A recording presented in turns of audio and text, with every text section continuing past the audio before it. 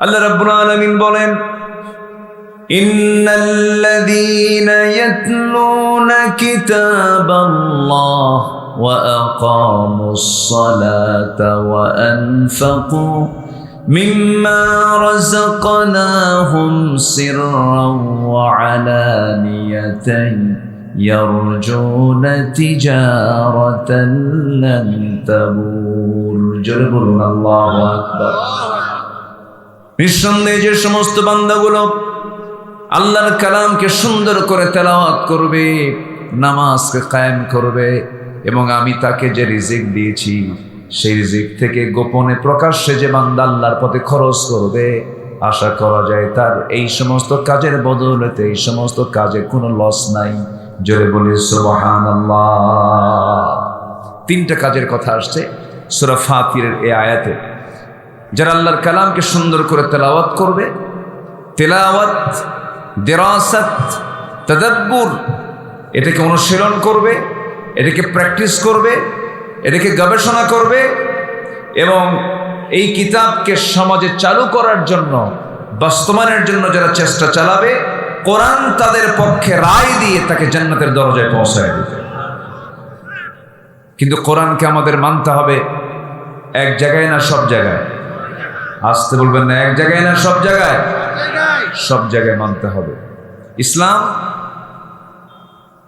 শুধুমাত্র আনুষ্ঠানিক কিছু ইবাদতের নাম নয়। ইসলাম এমন একটি বিধানের নাম যা দিয়ে সবই চলতে পারে। কারণ ইসলাম কারো বাবার নয়, ইসলাম কোনো ব্যক্তির নয়। ইসলাম এই মতবাদ, ইসলাম এই জীবন বিধান কে দিয়েছেন? আসতে বলবেন না, কে দিয়েছেন? এটা কার দেওয়া? আল্লাহর দেওয়া। সম্মানিত ভাইরা, আমরা সফল যদি হতে চাই, আমরা পরামর্শ নেব কার? আসতে বলবেন না, পরামর্শ নেব কার? আল্লাহ যে সকল পরামর্শ দিয়েছেন কোন কিতাবে? এই কিতাবের ভিতরে। এই কিতাব শুধু ধর্মীয় কিতাব বললে ভুল হবে। যদি কেউ বলি এটা ধর্মীয় কিতাব, এটা ভুল কথা। আপনি রামায়ণকে বলতে পারেন, ত্রিপিটককে বলতে পারেন, ওল্ড টেস্টামেন্ট, নিউ টেস্টামেন্ট, এগুলোকে বলতে পারেন, কিন্তু কোরআন শুধুমাত্র নাম সর্বস্ব ধর্মীয় কিতাব নয়। কোরআন হচ্ছে এমন একটি বিধানের নাম, সকল সমস্যার সমাধান নিশ্চিত করে দিয়েছে যে কিতাব, সেটার নাম হলো কোরআন। জোরে বলি সুবহানাল্লাহ। কোরআনটা কে নাজিল করেছেন? আল্লাহ নাজিল করেছেন। কোরআন শুধু যদি ধর্মীয় কিতাব হতো, আল্লাহ রাব্বুল আলামিন এমন কিছু কথা কোরআনে বলে দিয়েছেন যে কথাগুলো পৃথিবীর কোথাও আপনি পাবেন না। যেমন আমি যে কথা বলছি, এই যে লোহা, এই যে ক্যামেরাগুলো রেকর্ড করতেছে, এই যে লোহা, আমি যে গাড়িতে করে এসেছি সেটাও তো লোহা। পৃথিবীর যে কোনো কাজ করতে গেলে কিসের প্রয়োজন বলেন? লোহার প্রয়োজন। ধান কেটেছেন, ধান কাটবেন কি দিয়া? কাঁচি। কি দিয়া বানায়? লোহা দিয়া বানায়। এই যে ইন্ডিয়া পাকিস্তানকে হামলা করলো, পাকিস্তান ইন্ডিয়াতে যে হামলাটা চালালো, বিমান হামলা করলো, সকল কিছুতেই যেখানে আপনি যান না কেন লোহার ব্যবহার ছাড়া কোনো উপায় নাই। আল্লাহ রাব্বুল আলামিন আজ থেকে ১৫০০ বছর আগে লোহা নিয়ে তিনি একটা সূরা নাজিল করে তিনি জানিয়ে দিচ্ছেন, ওয়া আনজালনাল হাদীদ ফীহি বা'সুন শাদীদু ওয়া মানাফিউ লিন-নাস। জোরে বলুন আল্লাহু আকবার। আমি লোহা নাজিল করেছি যাতে রয়েছে প্রচন্ড শক্তি, ফীহি বা'সুন শাদীদুন ওয়া মানাফিউ লিন-নাস, যার মধ্যে রয়েছে মানুষের নানাবিধ উপকার, নানাবিধ কল্যাণ যার মধ্যে রয়েছে।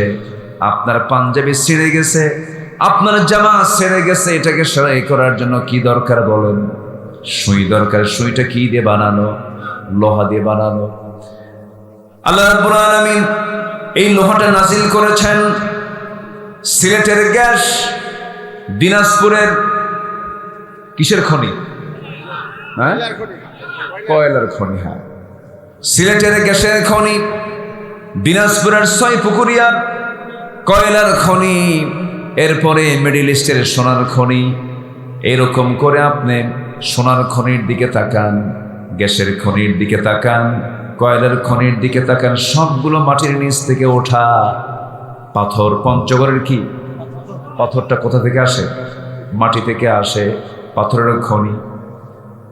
এই সমস্ত খনিগুলো জমিন থেকে আল্লাহ রাব্বুল আলামিন উত্তোলন করে দিয়েছেন বান্দার জন্য। কিন্তু লোহার ব্যাপারে আল্লাহ রাব্বুল আলামিন বলছেন, ওয়ানজালনাল হাদিদ, আমি লোহা নাজিল করেছি, আমি লোহা নাজিল করেছি। লোহাটা নাজিল করেছেন তিনি। কোন জায়গা থেকে লোহা নাজিল হলো? আমার বন্ধুগণ, এই যে আমরা দিনের বেলা সূর্য দেখতে পাই, এই সূর্যটার আভ্যন্তরীণ তাপমাত্রা হলো 15 মিলিয়ন ডিগ্রি সেলসিয়াস। সেটা কমে কমে এই জমিনে চলে আসে। আজকে ধরুন 36, 37, 40 ডিগ্রি সেলসিয়াস তাপমাত্রা ছিল। 15 মিলিয়ন ডিগ্রি সেলসিয়াস ওই সূর্যের আভ্যন্তরীণ তাপমাত্রা। আর বিজ্ঞান বলতেছে যদি কেউ লোহা বানাতে চায়, লোহা যদি কেউ তৈরি করতে চায়, লোহা তৈরির জন্য শুধু তাপমাত্রার প্রয়োজন হবে 5 billion degree Celsius. 5 billion degree Celsius মানে গোটা পৃথিবীর কোথাও কোনো ব্যক্তির দ্বারা, কোনো কিছুর দ্বারা লোহা তৈরি করা সম্ভব নয়, লোহা প্রস্তুত করা সম্ভব নয়। আমরা যে বিএসআরএম, কেএসআরএম, একেসি স্টিল এগুলো আমরা শুনি, এগুলো লোহা বানায়, এরা লোহা প্রসেস করে।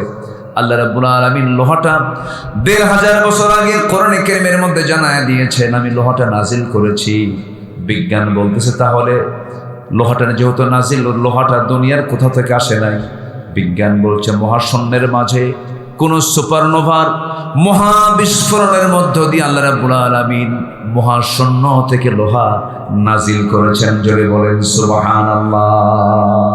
তাহলে এখন বলেন, কোরআন যদি এই জাতীয় তথ্য দেয়, কোরআন যদি বিগ ব্যাং এর তথ্য দেয়, কোরআন যদি এমব্রায়োলজির কথা বলে, কোরআন যদি আকাশ নিয়ে কথা বলে, কোরআন যদি সমুদ্র অঞ্চল নিয়ে কথা বলে, কোরআন যদি বায়ুমণ্ডল নিয়ে কথা বলে, তাহলে কোরআনকে শুধু কি ধর্মীয় কিতাব বলা যায়? না, কোরআন হচ্ছে এমন একটি কিতাবের নাম, বান্দার যেখানেই সমস্যা সেখানেই কোরআন সমাধান দিয়ে দিয়েছে। যেরকম সুবহানাল্লাহ।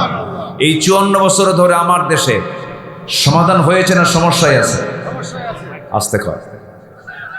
এই 54 বছর ধরে আমরা কি সমাধান পেয়েছি না সমস্যায় আছি? বলেন বলেন বলেন। সমস্যা।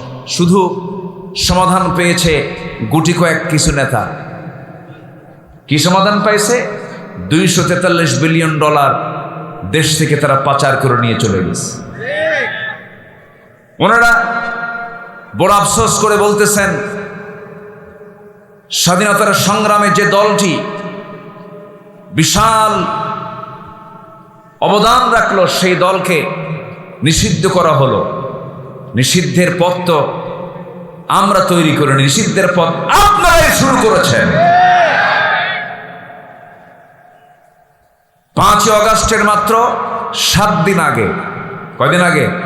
7 দিন আগে তারা কিছু বাম রাম ছিল, ওটা একটাও নাই তো, সব তো ভিতরে এখন।